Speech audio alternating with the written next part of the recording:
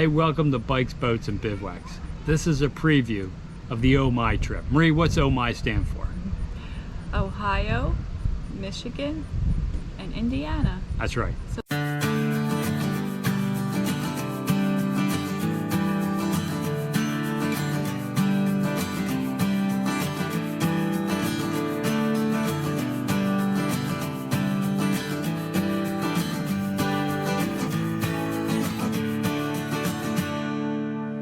So the OMI trip was a 2-week trip through Ohio, Michigan, and Indiana, and we stayed at a lot of different places and we did a lot of really cool things. Where was the first place we stayed?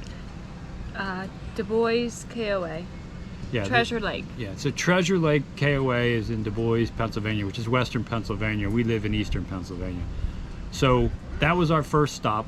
It's in a semi-private community with a golf course. We had a nice dinner down there at Duffer's, and it was only a 1-night stay. Do you remember what was so interesting about that campground? Deer everywhere. Deer everywhere, and they were the largest KOA campsites that we've seen. I haven't seen campsites larger than that at a KOA. So that was our first night. That'll be the first video that you'll see in this series. Where'd we head on our second day? Sandusky, Bashore, KOA at Cedar Point, the amusement park. Yeah, Cedar Point, Ohio.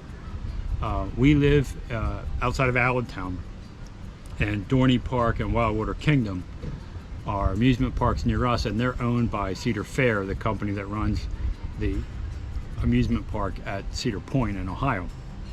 So we wanted to go out there and take a look at that area. What was the first thing we did? The Rock and Roll Hall of Fame. So the Rock and Roll Hall of Fame is in Cleveland. It's about 50 minutes from the campground, and it's right on the waterfront in Cleveland. Easy parking, easy to get to, really calm drive. It was nice, and it was a fabulous time. Yeah, it was there. a nice museum. It was really nice. We went with Gene and Brian Ham. So in that video, you'll see the 4 of us checking out the Rock and Roll Hall of Fame, and then we stopped for ice cream on the way home. Oh, which one was that? The Greater ice cream? Greater ice cream. Really good. It was good. Really good Greater. So what did we do the next day? We went to the Cedar Point amusement park. So that park, I believe, has 17 roller coasters, and no one was really willing to get on those roller coasters with me. So I had to do many of them by myself. But everybody did get on some of the rides, and it was a really good day. The campground is only, what, a mile and a half or so from the park. It's not very far. Mm-hmm. So really nice time there. Probably could have spent an entire week just going into the park and checking out everything around there. There's a nice marina there. So we went to Dave's Barbecue for food. That was one of our top restaurants on the entire trip. One of the top 2.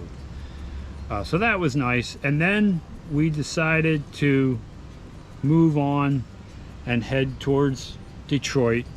And where was the first place we stopped? Bronner's Christmas show. So Frankenmuth. Right? Frankenmuth, yeah, Frankenmuth, Michigan, where the Bronner's Christmas store is. Plenty of parking for RVs. But strategically, I limited everybody to an hour in the store because I knew the longer we were in there, the more pain I was going to feel in the wallet. So we spent time in there. It was really nice to see that building, because we do buy a lot of stuff from them and have it shipped out. So it's kind of like the mother store for Christmas. We didn't get to explore Frankenmuth very much, but that's on our list to go back. After we left Bronner's, where'd we go? We were on a tight schedule, so we went, but we were heading to the Ford Museum. Right, so we went to the Ford Museum. Now it's more than just Ford, right? There's all kinds of innovative engineering designs in there, but a lot of it is based on Ford and their vehicles. And while you were there, you could opt into a tour of the Rouge plant, which was the main plant built by Henry Ford to increase production and keep costs low. And that is where they currently build the F-150. So we opted to take the tour of the plant and see the production line in process. You know, it really was fascinating to see how fast they can put those vehicles together. I think they said one in every 93 minutes come off the line. It was quite amazing to see. Yeah, it was a really large plant that is really operating efficiently. And then we went into the museum and we took a tour of the museum.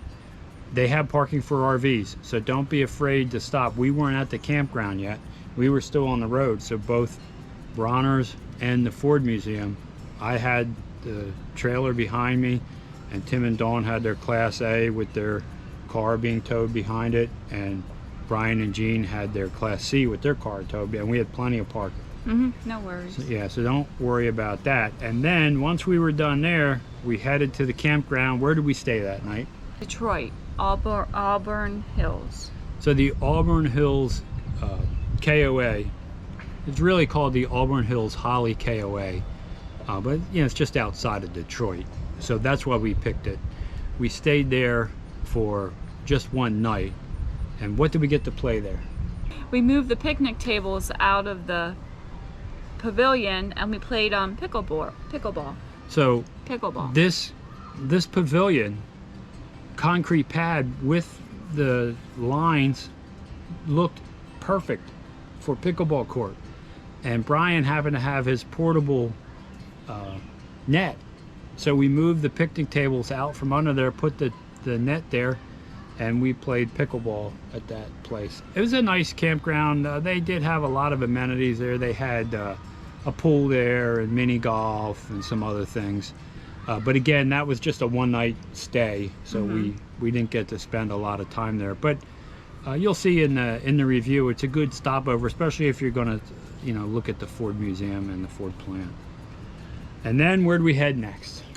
Then we went to the Mackinaw City, KOA. Yeah, so from there, we went to what was our main destination on this trip, Mackinaw and Mackinaw Island. So we found out, even though Mackinaw Island is spelled like Mackinac Island, it's pronounced Mackinaw. So Mackinaw City ends in AW, and Mackinaw Island ends in IC, and they're pronounced exactly the same. Yeah. So we got spanked around on that one by some locals. So we did figure that out. But that KOA had a really nice vibe. You think that was a neat place? Yes, it was. The sites were pretty level. The people were super friendly. They had a really nice pool there. Very helpful. They brought firewood right to your campsite. Anything you needed, just call the store. They put it on your account and then just bring it to you. A lot of nice people there that we met that were, you know, kind of doing what we were doing on travel trips, and just a really good feeling at that campground. One interesting thing, there is a path that leads from the campground right to Mackinaw City that you can ride your bike on. So that was nice that you could do that. And we had a good time there. And then the next day, what'd we do? Went on the ferry to Mackinaw Island. So this is really cool. So we bought tickets right at the campground for the ferry over to Mackinac Island, and the shuttle is free. So the ferry company sends a shuttle to the campground.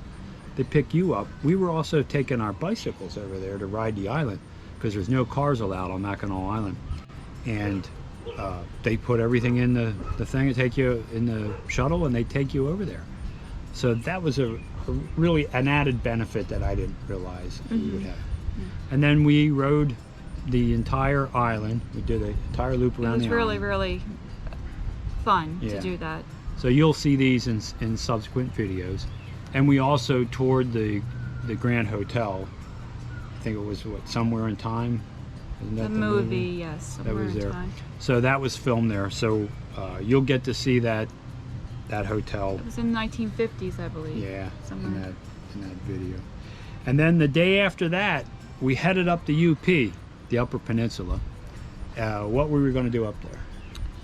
We went to see the locks, The Sioux Locks. Oh, Sioux Locks. I'm sorry. So we went up there. It was about an hour. Don't you think? About an hour? By the way, Mackinaw Island, Mackinaw City, and the town where the Sioux Locks are, they're known for their fudge.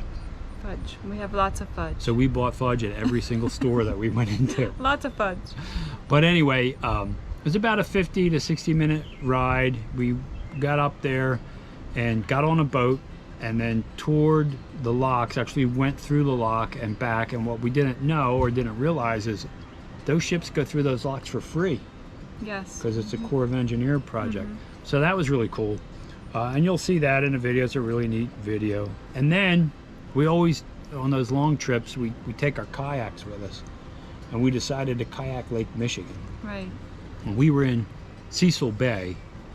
Again, it was a mile from the campground. Right. Less than a mile. There was a beach there and parking with bathrooms, pit toilets, but still bathrooms were there.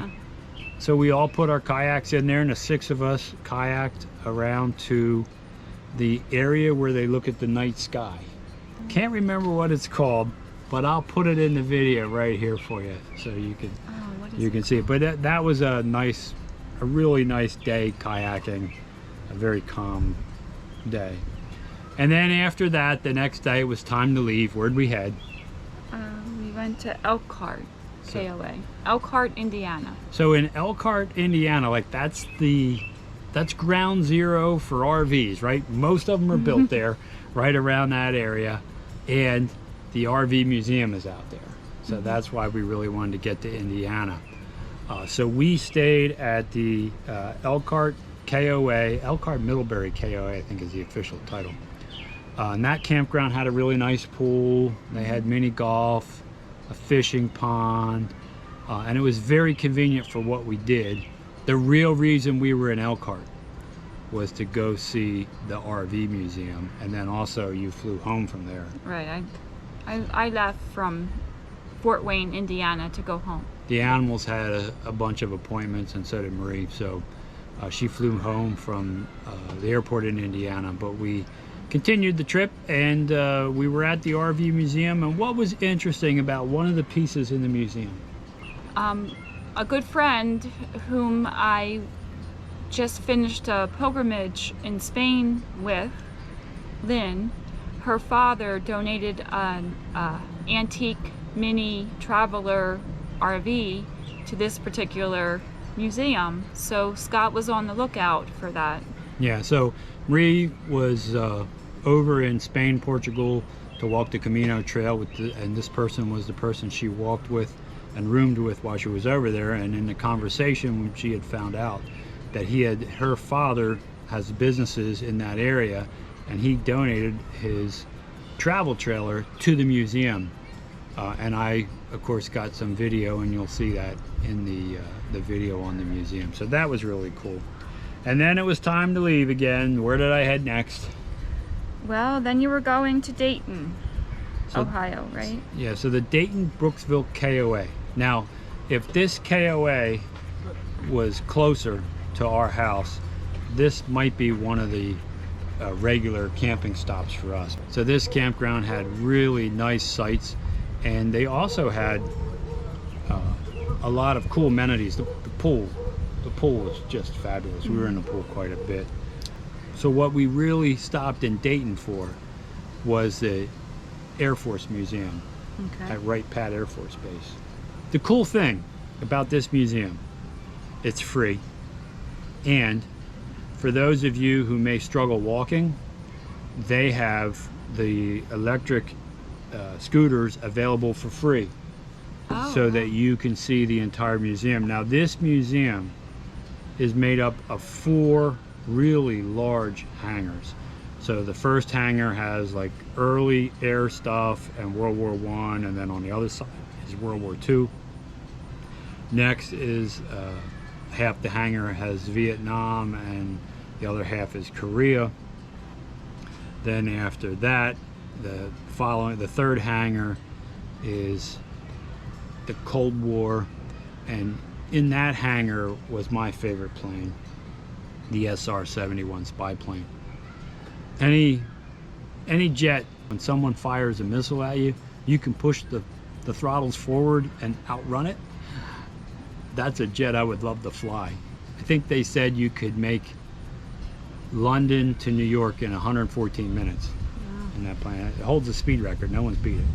But that is definitely worth going to see. It was not crowded. Parking is easy. It's a free event that you can do. So I would recommend that to everybody.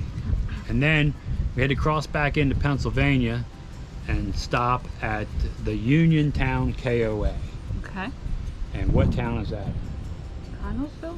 So Connellsville College. is a town where our daughter Shannon's, one of her good friends, went to college with her. She grew up in Connellsville. And this campground was amazing also. It's right on the Youghiogheny River. Now you'll hear me sometimes in that video pronounce it Youghiogheny. I am not a local, so I didn't pronounce it right. It's the Youghiogheny. So we did some kayaking on the Youghiogheny River.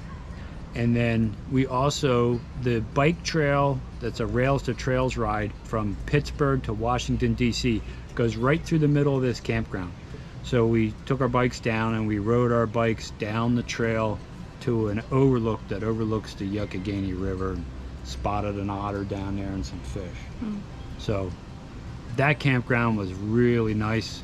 So you'll see videos on the campground, kayaking and biking from Uniontown. And then the next day, back home. Back home. To see your pup. Yeah, the Harley wasn't doing so well, so I had to run home early. I left at 5:30 in the morning to check on her. She is doing fine right now. She's right here. So Harley's 13 and a half. So we're doing everything we can to keep her healthy. Right. And that wraps up the OMI trip. If you found this video interesting and you're excited about the OMI trip, or you found it helpful, what should they do, Marie? Subscribe. And if they want to know, each time we put out a video, what could they do? Ring the bell. So if you ring that bell, you'll be notified every time we put up a new video, so you can check it out and you won't miss any of our content. And to reach a wider audience, how could they help us? Give us a thumbs up. So that thumbs up helps the YouTube algorithms push it out to a wider audience, and more people get to see our content. But more important than all that, Go have some fun out there. hey, thanks for watching.